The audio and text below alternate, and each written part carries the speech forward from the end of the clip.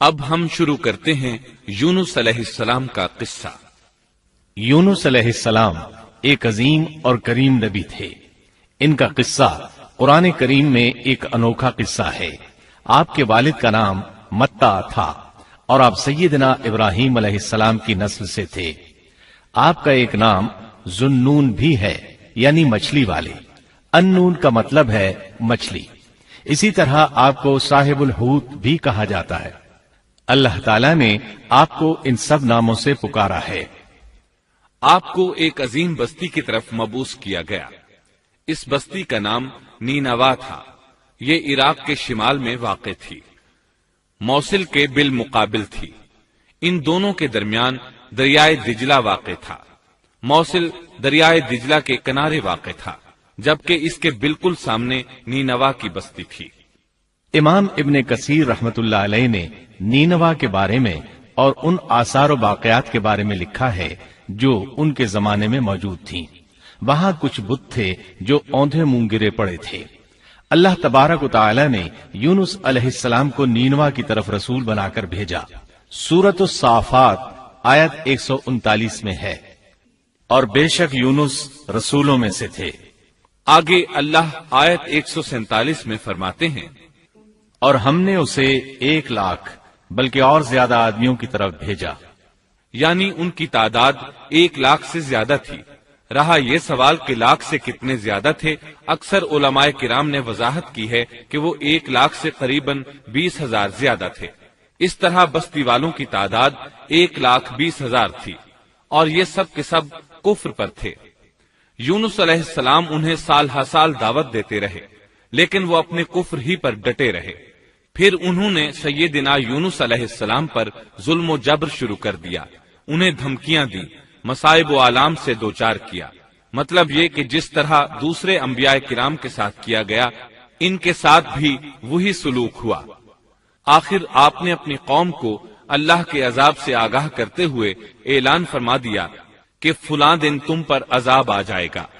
پھر خود غصے کی حالت میں اس بستی سے نکل گئے، جبکہ اللہ تعالیٰ نے انہیں متعین دن کی مہلت دینے کی اجازت تو دی تھی، لیکن اس بستی سے نکل جانے کا حکم نہیں دیا تھا۔ جب آپ نے انہیں یہ مہلت سنائی تو خود غصے کی حالت میں بستی سے نکل گئے۔ سورہ انبیاء آیت 87 میں اللہ تعالیٰ فرماتے ہیں، مچھلی والے کو یاد کرو جبکہ وہ غصے سے چل دیا اور خیال کیا کہ ہم اسے نہ پکڑ سکیں گے۔ اس آیت کی تفسیر میں امام رازی رحمہ اللہ لکھتے ہیں، جس نے یہ گمان کیا کہ اللہ تعالیٰ اسے پکڑنے کی قدرت نہیں رکھتا، وہ آدمی کافر ہے۔ سیدنا امیر معاویہ رضی اللہ عنہ سے روایت ہے، انہوں نے سیدنا ابن عباس رضی اللہ عنہما سے کہا، آج رات قرآن کریم کی چند آیات کے معانی میں میں الجھ کر رہ گیا ہوں، مجھے کوئی راستہ سجھائی نہیں دے رہا کہ اس الجھن سے کس طرح نکلوں۔ مجھے بس آپ ایسے نظر آتے ہیں جو ان آیات کا مطلب بتا سکتے ہیں، کم از کم میں ان آیات کی تفسیر اور تعبیر نہیں سمجھ سکا۔ ابن عباس رضی اللہ عنہما نے پوچھا، وہ کون سی آیات ہیں؟ سیدنا امیر معاویہ رضی اللہ عنہ کہنے لگے، یونس علیہ السلام کا یہ خیال کرنا کہ اللہ تعالیٰ ان پر قدرت نہیں رکھتے۔ یہ سن کر سیدنا ابن عباس رضی اللہ عنہما نے فرمایا، اس سے مراد یہ نہیں، یہ لفظ قدر یہاں تنگی کے معنی میں آیا ہے، قدرت اور طاقت رکھنے کے معنی میں نہیں۔ اللہ تعالیٰ نے قدر بمعنی تنگی اور قدر بمعنی قدرت دونوں کا استعمال کیا ہے۔ تنگی کے معنی کی مثال سورۃ الطلاق آیت نمبر 7 میں ہے، اور جس پر اس کے رزق کی تنگی کی گئی ہو، اسے چاہیے کہ جو کچھ اللہ تعالیٰ نے اسے دے رکھا ہے اسی میں سے اپنی حیثیت کے مطابق دے۔ تو اس آیت میں بھی یہی معنی مراد ہے کہ انہوں نے گمان کر لیا ہم ان پر تنگی نہیں کریں گے، یعنی ان کا خیال یہ تھا کہ اگرچہ وہ اللہ تعالیٰ کی اجازت کے بغیر نکل کھڑے ہوئے ہیں، پھر بھی اللہ ان پر تنگی نہیں کریں گے، کیونکہ وہ اللہ کے ایک معزز نبی اور رسول ہیں، اور ان کی قوم کے لوگ اللہ کی گرفت اور اس کے عذاب کے مستحق ہیں۔ انہی پر اللہ کا عذاب نازل ہونے والا ہے۔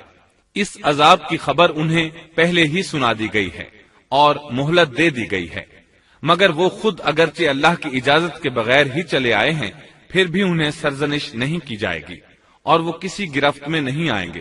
اللہ تعالیٰ ان کے لیے کوئی تنگی نہیں فرمائیں گے۔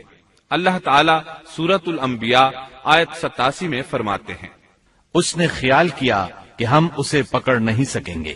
مطلب یہ کہ ہم انہیں کوئی سزا نہیں کریں گے اور ان پر کسی طرح کی تنگی نہیں کریں گے، اور وہ سمندر کی طرف چل دیے۔ انہی دنوں میں عذاب الہی کی کچھ علامات نینوا بستی پر ظاہر ہونا شروع ہو گئیں۔ ایک بہت بڑا سیاہ بادل ان کی طرف بڑھنے لگا۔ اس بادل میں آگ کے شعلے دکھائی دینے لگے۔ ان لوگوں نے یہ بادل ان متعین دنوں میں سے پہلے ہی دن دیکھ لیا۔ اس کو دیکھتے ہی وہ سمجھ گئے کہ جس طرح سیدنا یونس علیہ السلام نے انہیں آگاہ کیا تھا، یہ عذاب ان پر نازل ہو کر رہے گا، اور جو عذاب سیدنا لوط علیہ السلام کی قوم پر آیا تھا وہ اس کے بارے میں بھی اچھی طرح جانتے تھے۔ وہ بستی ان کی بستی کے قریب ہی تھی، اس لیے وہ ڈر گئے۔ ان کے سردار جمع ہوئے اور کہنے لگے، جیسے تم سے پہلے لوگوں پر عذاب اترا کرتے تھے، تم پر بھی یہ نازل ہو کر رہے گا، جلدی کرو، سب جمع ہو جاؤ۔ چنانچہ انہوں نے اس بات پر اتفاق کر لیا کہ سیدنا یونس علیہ السلام نے بالکل سچ فرمایا تھا۔ اللہ کی قسم، یہ بالکل وہی عذاب ہے، تم اللہ کے عذاب سے نجات نہیں پا سکو گے۔ اس سے بچنے کی ایک ہی صورت ہے کہ تم ایمان لے آؤ اور توبہ کر لو۔ اس طرح وہ سب کے سب ایمان لے آئے، لیکن سیدنا یونس علیہ السلام وہاں موجود نہیں تھے۔ ان کی عدم موجودگی میں یہ سب کے سب یعنی 1,20,000 افراد ایمان لے آئے۔ انہوں نے پیوند لگے کپڑے پہنے اور اللہ کے حضور عاجزی، انکساری اور آہوزاری شروع کر دی، رونے لگے، اللہ سے بخشش مانگنے لگے، پھر اسی حالت زار میں باہر کھلے میدان کی طرف نکل آئے۔ ان کے سرداروں نے سب کو الگ الگ کر دیا، یہاں تک کہ ماں اور بیٹے کو بھی جدا کر دیا۔ سب اپنی اپنی جگہ پر یعنی ماں اپنی جگہ پر اور بیٹا اپنی جگہ پر آہوزاری کرنے لگے تاکہ ان پر اللہ تعالی کی رحمت نازل ہو جائے۔ یہ عذاب 3 دن تک ان کے سروں پر منڈلاتا رہا، اور یہ بھی مسلسل آہوزاری کرتے رہے، اپنی عاجزی ظاہر کرتے رہے، معافیاں مانگتے رہے۔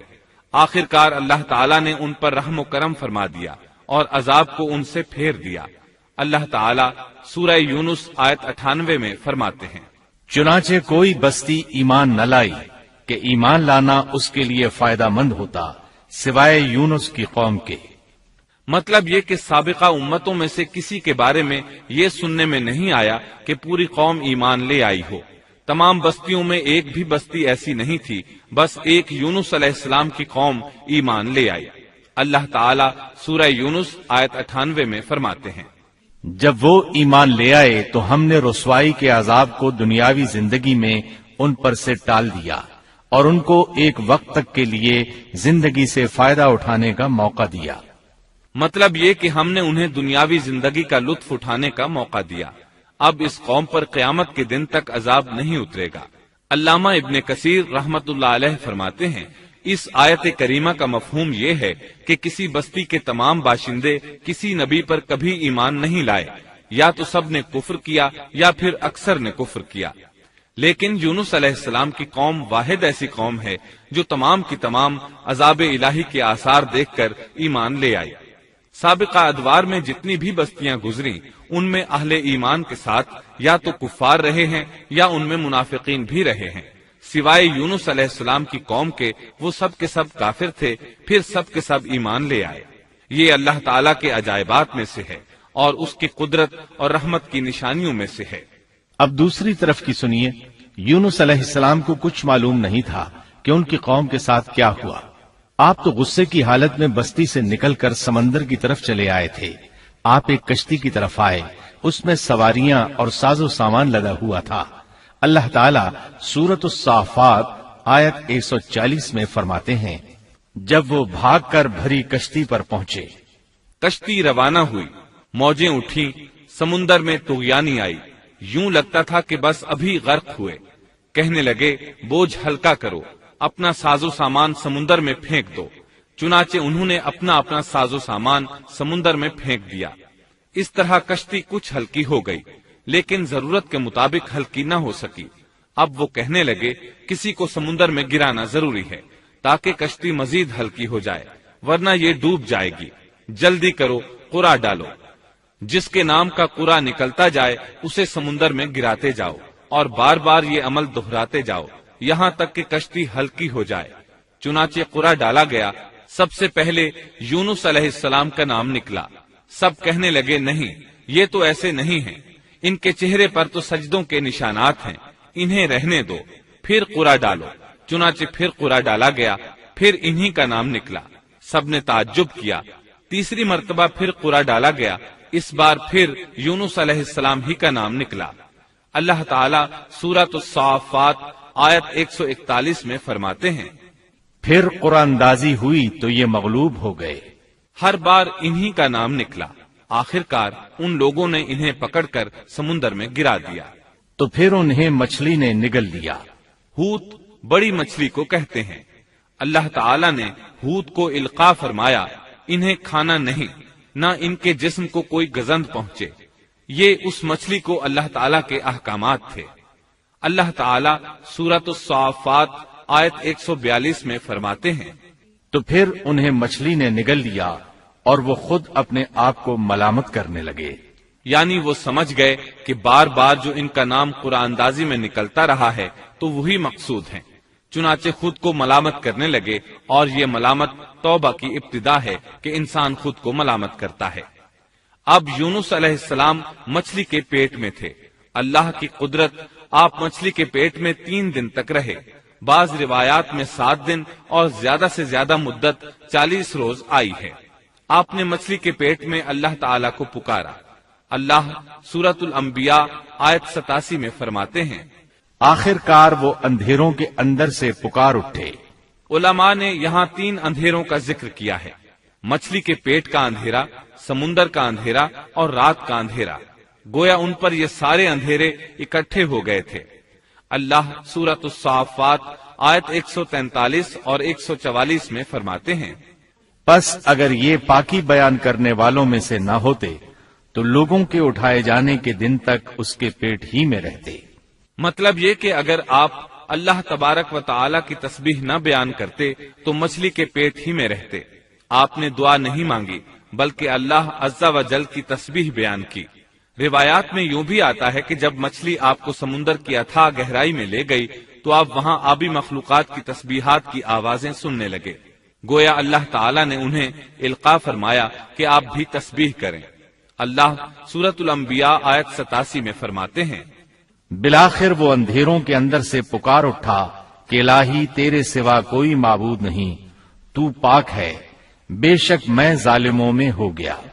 چنانچہ یونس علیہ السلام نے اس تسبیح کے الفاظ کو یوں ادا فرمایا۔ امام احمد، امام ترمذی، امام نسائی اور دیگر ائمہ رحمہم اللہ نے یہ حدیث نقل کی ہے کہ یونس علیہ السلام کی وہ دعا جو انہوں نے مچھلی کے پیٹ میں مانگی تھی وہ یہی ہے۔ جو بھی مسلمان یہ دعا اپنی کسی حاجت میں مانگے گا، اللہ تعالیٰ اس کی دعا ضرور قبول فرمائے گا۔ یہ دعائے مستجاب ہے، مقبول دعاؤں میں سے ہے۔ اسی دعا کے بعد اللہ تعالیٰ نے یونس علیہ السلام کو اس پریشانی سے نجات عطا فرمائی۔